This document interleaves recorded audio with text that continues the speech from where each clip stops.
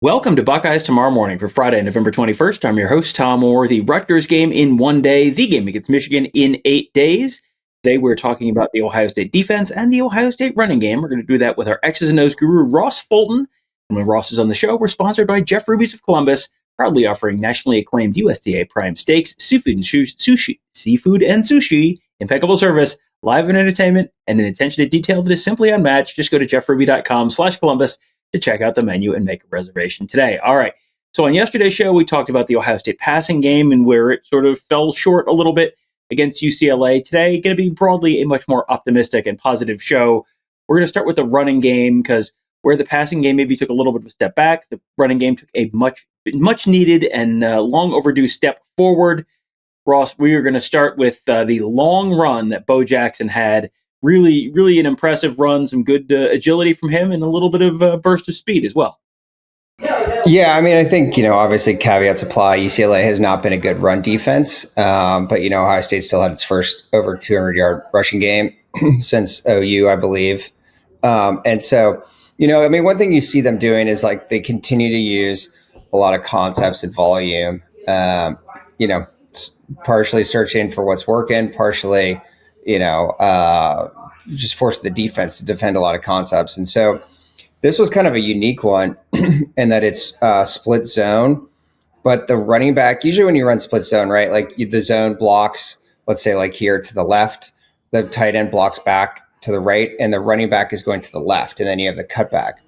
But here they actually run the running back's path is to the split side. So it almost kind of looks like a gap play, and that the line zone blocking, but they're somewhat blocking back for the running back, and he's following the split. And so you get this that kind of causes some slows down in particular zero that weak line inside linebacker for UCLA, and then you get a good double team here between Carson Hinsman and Gabe Van Sickle.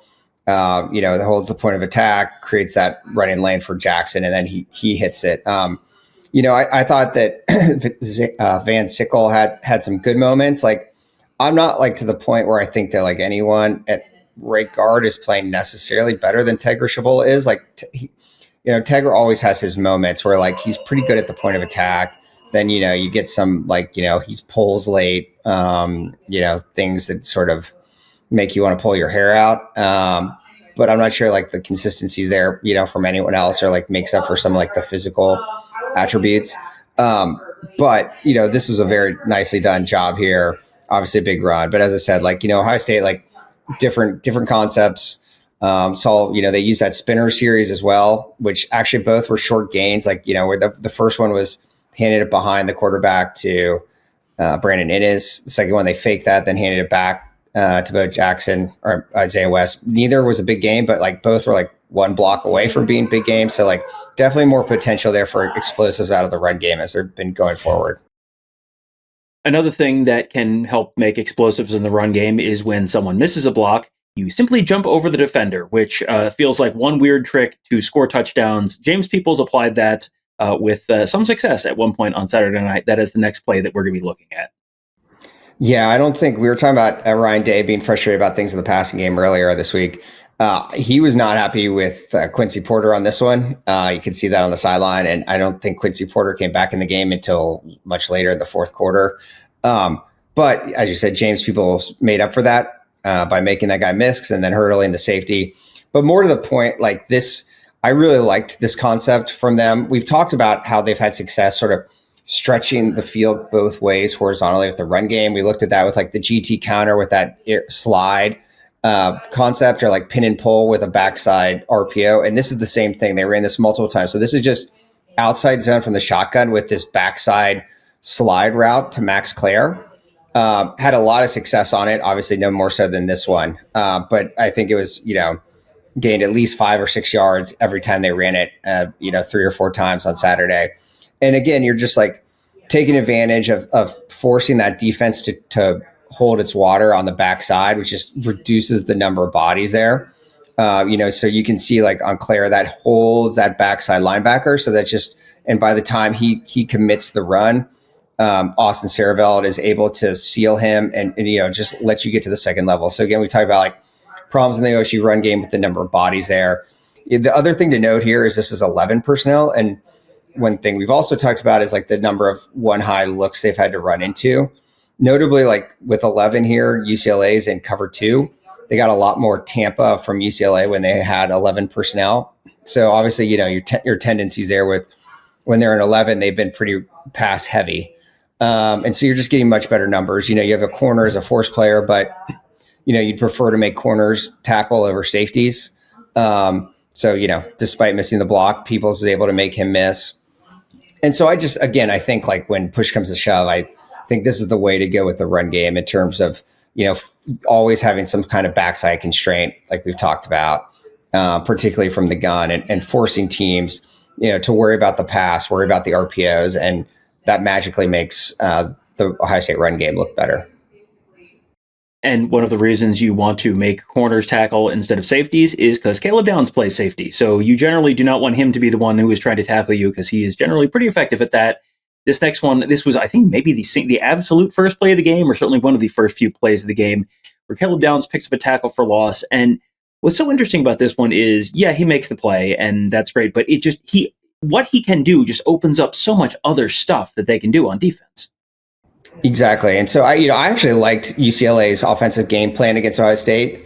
They don't really have the players to pull it off, but like using a lot of like trips and like 4 strong to really, force Ohio State out of like its comfort zone. Cause again, we've talked about like Ohio State like loves using that penny front, loves playing cover 3. Those are like very balanced looks where you get the same number of players to each side of the center. And so the offense is trying to use numbers to one side to either force Ohio State out of that or force them to adjust. But like Caleb Downs sort of lets them have their cake and eat it too a lot of times, right? Particularly on these like reliefs, right? So this is a dart with this bubble RPO. So dart is just a gap play where the tackle pulls instead of the guard and kicks out. And so, like they have to fit that from penny. We talked about, the challenges of fitting gap plays from the penny look, like you have to box it and then Peyton Pierce has the running back. But, by not adjusting right to this other, UCLA has the numbers advantage here. Like this is 3/2. This should be a big gain for UCLA, but Caleb Downs he just defeats the tight end blocking and makes the play in the backfield. So,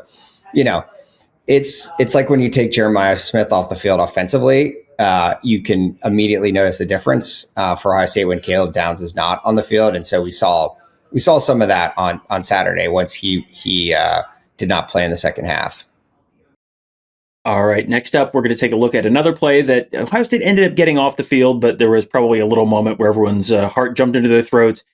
This is one where Ohio State is bringing some heat, and Riley Pettyjohn does get to the quarterback, but quarterback gets the ball out, and Ohio State got nailed on a crosser a couple different times. Once was in a man on the touchdown that UCLA scored. This is zone, and it took a pretty nice tackle to keep them from getting a first down here. Yeah, I mean, again, similar concept where you're getting 3 verticals and you're bringing a guy across, so you're getting 4 to one side against cover 3. This is a fire zone, as you said. So Ohio State's bringing 5, so you get a 3 deep, 3 under. I just kind of want to you continue to see there's trade-offs and everything, right? And so like Lorenzo Styles here does what I said they needed to do last week. So UCLA is looking to hit the seam route against cover 3, and he contacts the seam runner. He reroutes him, and so he slows him down. The converse of that obviously is like he's responsible for that underneath hook curl zone, and so he's slower getting there. I personally would still take the trade-off of like giving up that 10-yard route than like allowing explosives down the seam. And they were later in the game, like UCLA had an open seam route. So like this will continue to be an issue. Obviously, Ohio State's playing more man, as you said, but that has its own issues with the crossers and stuff like that. So again, broken record, everything is trade-offs. I thought this was actually a good job though of rerouting the seam and forcing the ball underneath. All right, and the last one, this was the long play of the night for UCLA. This was a 51-yard reception for Rico Flores, and it's one where Ohio State had guys there and it just didn't make the play. So I assume this is more of a technique or angle kind of issue rather than a schematic one. But I mean, what went wrong here? Yeah, I mean, it's a combination. Yes, I would say technique. So this is another pressure, right? So they're only bringing 4 and they're playing cover 4 behind it. And so you get these double slants. And, part of it I do think is like you've got guys in positions where they're like haven't got a ton of reps together. Like you've got, Grady at defensive end, he's dropping out. You've got Jermaine Matthews at nickel now, and then Devin Sanchez at corner. I don't think like the trade-off here is smooth, and that causes problems. And, obviously Sanchez had some issues, his technique, I think, on Saturday. And we like talked about that earlier in the year, right? Where it's like, when Lorenzo Styles was out, teams, is particularly like when he's in a dime, continue to go after him. They sort of got away with one on earlier in the game where Jermaine Matthews tried to pass off a receiver to him and he let him run free down the field. Just, I say it was fortunate UCLA didn't see it. So I think, I think some of this is like, the more you do, right, with guys dropping in different places, like this can lead to these potential busts. I think it's actually a testament to like Ohio State starters that like, given that they like to be versatile like this and have guys drop into different locations and like handle different parts of the zones, that like you haven't gotten more of these. And so it's, sort of easy to take for granted until you see younger guys or guys with less experience trying to handle it. And it leads to these kind of big gains. All right. And before I let you go, I want to take a little bit of just a bigger picture thing. We will probably drill down on the Michigan game in more detail next week, but I wanted to kind of hit sort of like a broader picture kind of question, which is, it feels like, and you have talked on the board at BuckeyeHuddle.com about the fact that Ohio State hasn't necessarily been rolling out a bunch of new stuff every week. So is that in your mind maybe reflective of the fact that Matt Patricia's out of ideas, or they're kind of doing what they can do? Or is this just, well, they haven't needed to do it, so therefore they have a bunch more, a bunch more clubs in their bag that they haven't pulled out, but that they can potentially pull out when needed, whether that's against Michigan or after that?